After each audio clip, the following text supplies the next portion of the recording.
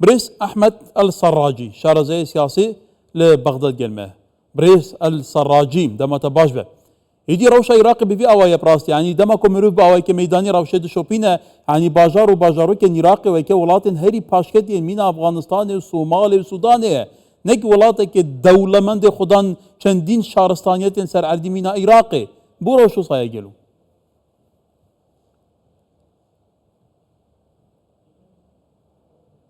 يعني في البداية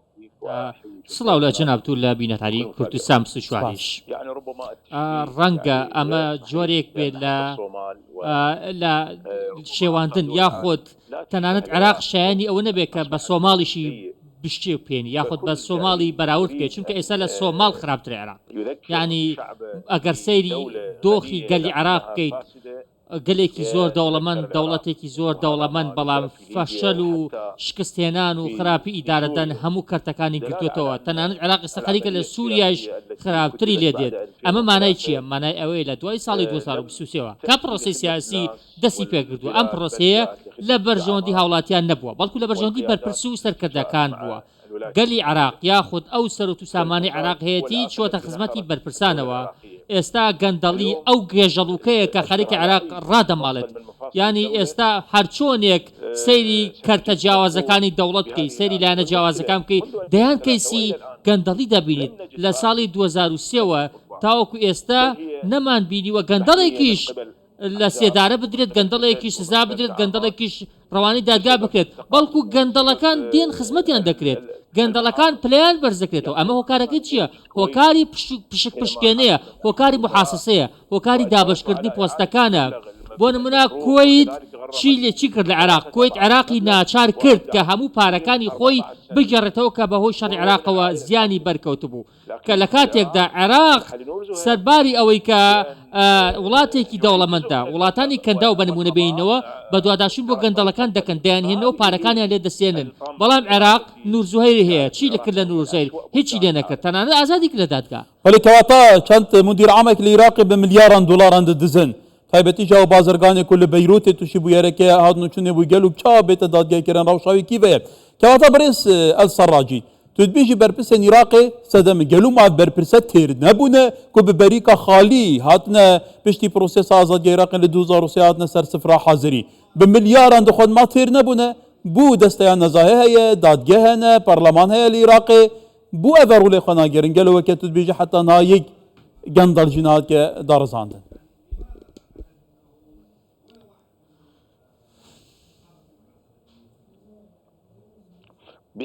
بەڵێ هۆکارەکەی ئەوەیە کە کۆمەڵێک هەنگاو نراون هەنگاوەکان غەڵەت بوون هەنگاوەکان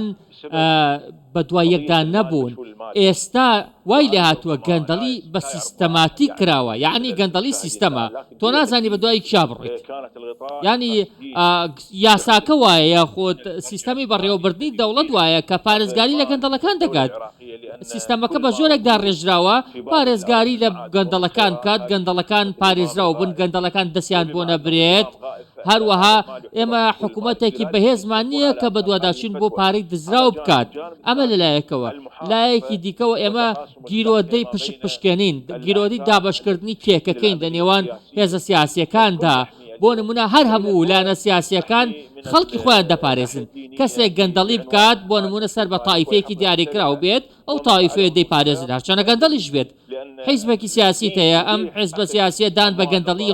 ئەندامەکانی دانانێت واتە حیزبە سیاسیەکە ئەو کەسای هەرچەند گەندەڵ بێت ئەم دێت پشتیوانی دەکات یاخود لێ خۆش نابێت بچێتە بەردەم دادگا بۆیە تاوەکو ئێستا بینیمانە دەیان ملیارد دۆلار یاخود ملیارد دینار لەلایەن بەڕێوەبەرە گشتیەکانەوە دزراوە لەلایەن وەزیرەکانەوە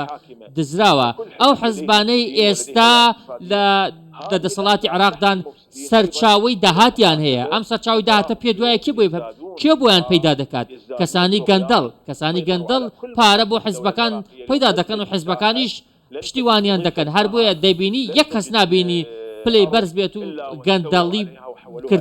بله برس احمد كواتا لجور رابور النفدولتي دبا حتى نها ل 2023 حتى نها العراق 500 بالشخصات مليار دولار هات بنادزين شارن بيسوينا ديار بين برای خواب که لبندران گروپین چایدار دست به سردا گرتنه لدروازه سنوری دست به سردا گرتنه حتی بیرین نفتی دست به سردا گرتنه کمپانیا هنه پروژه نبر آنین ددنه به میلیاران دیناران اف پروژه سر عردینینه هم متوهمینه که واتا عراق دچارچوب وی شواز اداره کردن گلو وی چهار نویسه چابه بنو من اولات کدهارفن سیستم آنامینی صدمه سرکی گندالیه مینا اسد دید عراق دبی چارچوبی ده برف کی بچید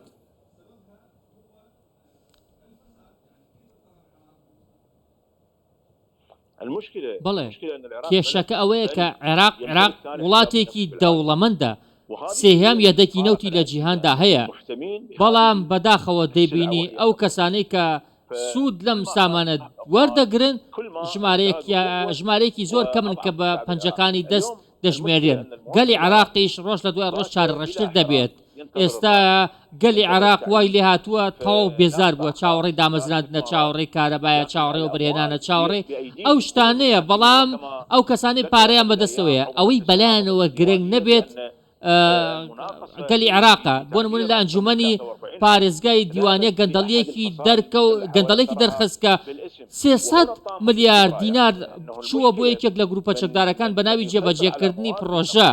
کێشەکە ئەوەیە کە ئەو کەسانی سەرچاوەکانی داهاتیان بەدەستەوەیە هەر خۆیان گەندەڵەکەن ینی ئەو کەسێک کە سەرچاوی داهاتی بەدەستەوەی و نەوتی بەدەستەوەیە گروپی میلیشیان ئەمە زۆر ترسناکە لە سەر داهاتووی عێراق بۆ نمونە ئەگەر ئێستا ئەگەر شەڕی ئۆکرانیا و رووسیا ڕابوەسێت ڕەنگە نرخی نەوت دابەزێ بۆ خوار $30 ئەو کاتە عێراق چی دەکات چۆن موچە دابین دەکات عێراق چاوەڕە دەکرێت شکست بێنێت لە هەر دقەیەکە ئەگەر ئەم شەڕە بوەسێت و کەرتی نەوت هاڕە بکات یاخود نرخی نەوت دابەزێت ئەمە کەرتێک ئەمە زۆر خراپە تۆ تاکە داهاتت نەوت بێت ئەو نەوتە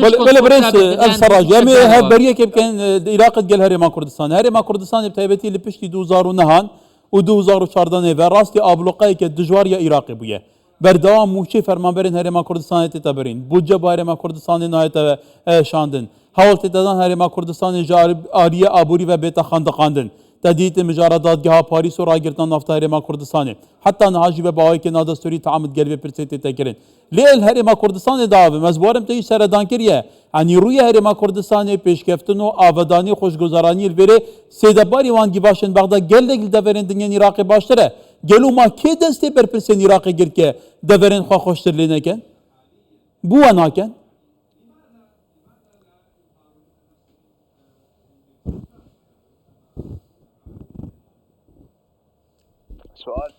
پرسیارەکە زۆر جوان بەڵام ئەو زۆرینەی ئەوانەی کە دەسەڵاتی عێراقیان بەدەستەوەیە پێشتر هەڵهاتوو بوون لە لەندەن بوون لە ئێران بوون لە پایتەختەکانی دنیا بوون ئەوان دەزانن کە پەرۆ پێشچوون چۆنە دەزانن دەوڵەت دروستکردن چۆنە بەڵام تاوەکو ئێستا هەڵنەساون ئەزمموی ئەو دەوڵەتە پێشکەوتوانە بۆ عێراق بگوازنەوە بەڵکو ئەوەی کردویانە کە ئەزمونێکی زۆر خراپیان هەیە تو عێراق و ئەزمونەکان بە تەواوی شکست خواردووە ینی ئەوەی کە ئێستا بەراوردی نێوان هەرێمی کوردستان و عێراق نەبینێت با بچێت سەردانی دکتۆری چاو بکات بۆ ئەوەی ئەو بەراوردە بە جوانی ببینێت کە هەرێمی کوردستان چەند پێشکەوتووە هەرێمی کوردستان چەند ژێرخانەکەی بەهێز هەرێمی کوردستان چەند لە ڕووی ئابووریەوە بەرەو پێشچووە عێراقی چەند داما و دواکەوتووە با بچێت سەردانی دکتۆری چاو بکات بزانێت چاوی تەواوە ئەوەی کە ئێستا لە عێراق دەگوزارێت زۆر مای کارە ساتە لە باشوور و ناوەڕاست پیشەسازی نابینین هەموو شتێک ئێرانیە هەموو شتێک تورکیە هەموو شتێک سعودیە ئاژاوە هەیە ینی بشتومڕ هەیە بۆ نمونە ئەگەر نمونەیەکتان بۆ باسکەم ڕەنگە خراپترین و دواکەوتوترین قەزا لە هەرێمی کوردستان لە پارێزگای دیوانیە پێشکەوتوتر بێت کە پارێزگایەکی نەوتیە و خاوەنی ئەهوارەکان و خاوەنی سامانێکی کشت و کاڵیە بەداخەوە ئەدگەلی عێراق ئەمە دەبینێت و ئەمەش دەبینێت بۆیە تووڕێیە بۆیە ئێستا ئەو سەرکردانی کە دەسەڵاتی عێراقیان بەدەستەوەیە دەیانەوێت جۆرەکان داهەمواری دروستکەن کێشە دروستکەن بۆ هەرێمی کوردستان بۆ ئەوەی کە شکستەکانی خۆیان بشارنەوە بەداخەوە ئێستا پەرلەمانیش ڕۆڵێکی زۆر خراپ دەبینێت پەرلەمان هەرپەکی کەوتووە لە ئەسڵان نە سزای کەسێک دەدات نە لێپرسینەوە لە کەسێک دەکات نە بانگێشتی کەسێک دەکات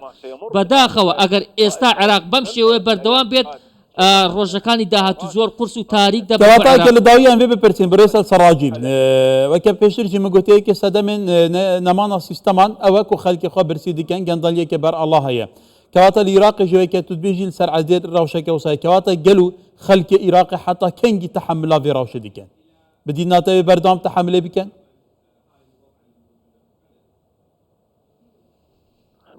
بەڵێ کێشەی گەلی عێراق ئەوەیە کە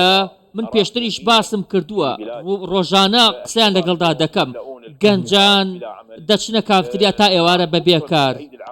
دەستی کاری نێودەوڵەتی و بیانیمان هەیە بەڵام دەستی کاری ناوخۆیمان نییە ئێمە کاریگەمان نییە ئێمە پیشەسازیمان نییە ئێمە ژێرخانمان نییە ئەم گەنجە چی دەکات تەنها چاوەڕێی دامەزراندن دەکات بۆ نمونە دەوڵەتی عێراق وتوێتی ئەم ساڵ هیچ کەسێکدا نامەزرێنین ئەی گەنجی داما و چی بکات گەنجی داما و هەرچاوی لەوێ لە چاودێری کۆمەڵایەتی دای بمەزرێن حکوومەت معاشێکی پێ بدات ئەمە دۆخێکی زۆر خراپە تۆ خەڵک فێرکی بەردەوام چاوی لە دامەزراندی